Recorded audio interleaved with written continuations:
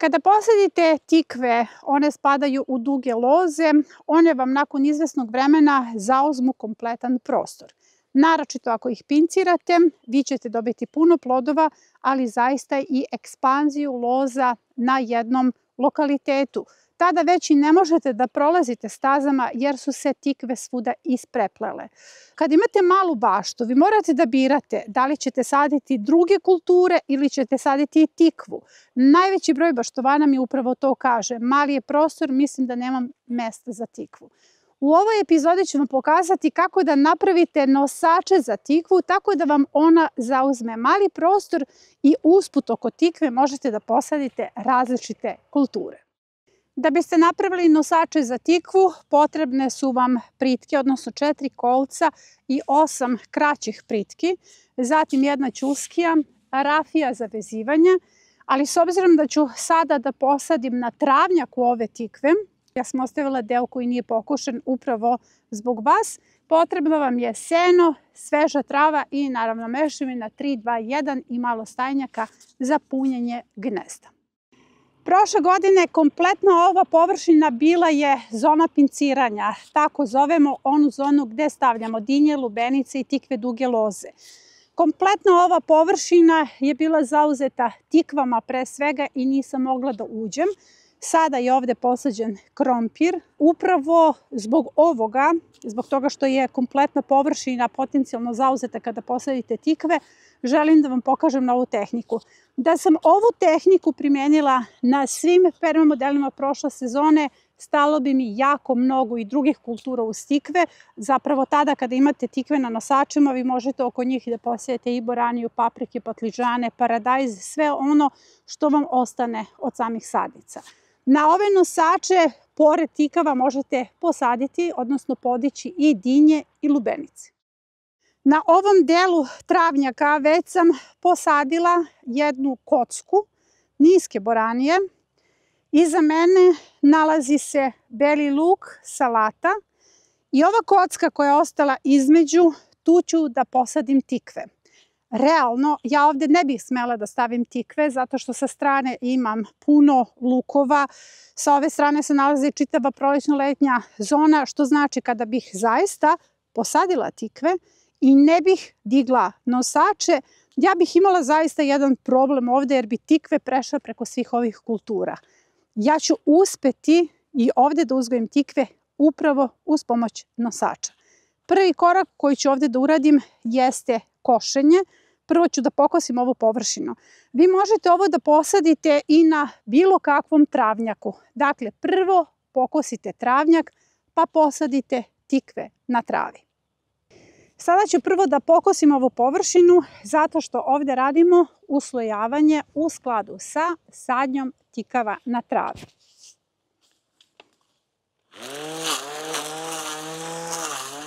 Sada kada je ovo pokošeno, nema uslojavanja, prvo se stavljaju nosači. Prvi nosači, to su 4 kolca.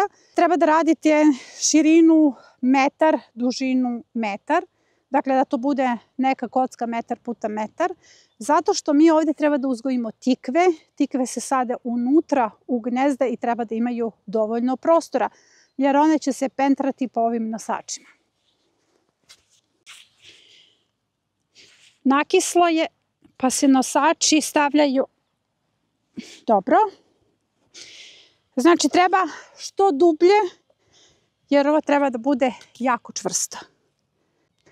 Sada kada sam postavila ove kolce, sada ćemo raditi uslojavanje. S obzirom da je ovo sadnja tikava na travi, odnosno travnjaku, prvi sloj naravno treba da bude sloj sena. Seno je spremno. I upravo ću ga na ovaj način rasporediti. Ovo vam je primer kako da postavite nosače na 1 metar, a recimo ako hoćete na 4 metra dug permamodel, možete da postavite 4 ovakva nosača. Znači ja vam samo dajem jednu šemu kako da postavite nosače na malom prostoru.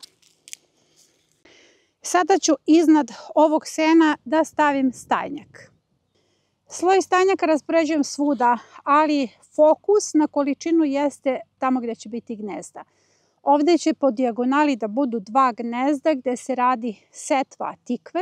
Stavljamo po 2 semena u svako gnezdo. Znači fokus na stajnjak jeste upravo po dijagonali. Iznad stajnjaka stavljamo svež otkos.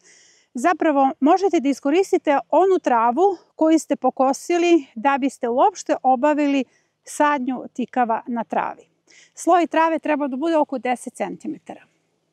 Sada na ovo ide još jedan sloj sena, nekih 10 cm najviše.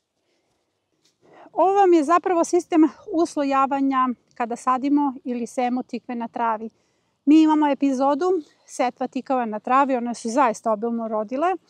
I to je najjednostavniji način da uzgojite tikve. I upravo sam i u toj epizodi napravila jedan visok nivo, odnosno dobro uhranjen sistem, zato što su tikve jako zahtevne. Ako im stavite seno, sveži otkos, dosta stajnjaka i sada ćemo ih sejati u mešavini 3-2-1, imat ćete garantovan uspeh. Jer i pored toga što vas učim kako da postavite nosače, iskoristite prostor, želim da vas naučim za sve vas koji prvi put ovo vidite, kako da posejete tikve na travi. Sada ćemo napraviti 2 gnezda. Vidite, ja sam gnezdo napravila do samog stajnjaka i napravila sam ga po dijagonali. Pre nego što obavite setvu, uvucite i upeglajte svoj sistem na travi, jer to zaista treba da traje čitavu sezonu. Nama su tikve duge loze do prvih mrazeva u bašti. Vidite kako ja to sređujem. Zavlačim ispod travu. I sada je ovo spremno za punjenje. Imam sa ove strane. Evo ga. Vidite kako uvijam, kao kada sređujete krevet. I sada je ovo spremno za punjenje mešavina 3-2-1. Kompletan ovaj sistem je potrebno zaliti aktivatorom, šećer, voda. Meni je seno već aktivno, pa mi aktivator nije neophodan, ali ga morate zaliti dobro vodom i naravno natopite dobro ova gnezda, jer tu sada ubacujemo seme. Sad radimo setvu, ubacit ću 3 semena, ali 2 biljke mogu ostati. Znači jednu ću prebaciti na neko slobodno mesto ili tamo gdje ne nikne. Bitno je da vam ne ostanu 3 sadnice jer neće biti dovoljno hrane i sistem neće moći da izdrži jer to mora da podižete na nosače. Sada smo podigli sistem, posejali tikve, ali nismo završili naše nosače. Prva karika ovdje za hvatanje jesu ove male pritke, odnosno ja sam rezala male kolce koje moramo da vežemo ovdje sa svih strana. Prva etaža poprečnih pritki je povezana, sada nam treba još jedna takva etaža gore. Sada je nosač gotov, kao što vidite stavila sam poprečne pritke dole da ga učvrstim, poprečne pritke gore i stavila sam još jednu preko zato što će tikve ići preko ovog nosača, mada ovo nije toliko neophodno. Kako ćete se dalje ponašati? Dalje će tikve da se vode uz ovo, dakle vi njih morate da popnete gore. Skidaju se prve primarne loze, ona se popne gore i odozgo se očekuju plodovi. Najvažnije je da će prostor biti iskorišten. Tikve će se zadržati upravo na ovoj površini i možete pored ili između da sadite zaista sve ono što želite. Kao što sam rekla, meni su tikve trenutno posejane na delu bašte gdje tikve duge loze ne mogu da budu, zato što se okolo nalaze kulture koje će tikve duge loze ugušiti, ali upravo na ovaj način ja sam omogućila sebi da ih uzgojim upravo tamo gdje želim.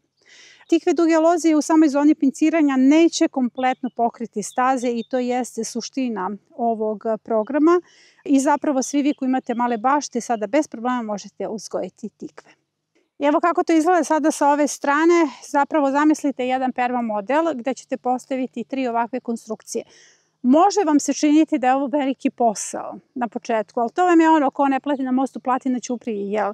Vi sada birate, hoćete li da pustite tikve da idu kao loze ili ćete da uložite mali trud i da uštedite prostor za neke nove kulture.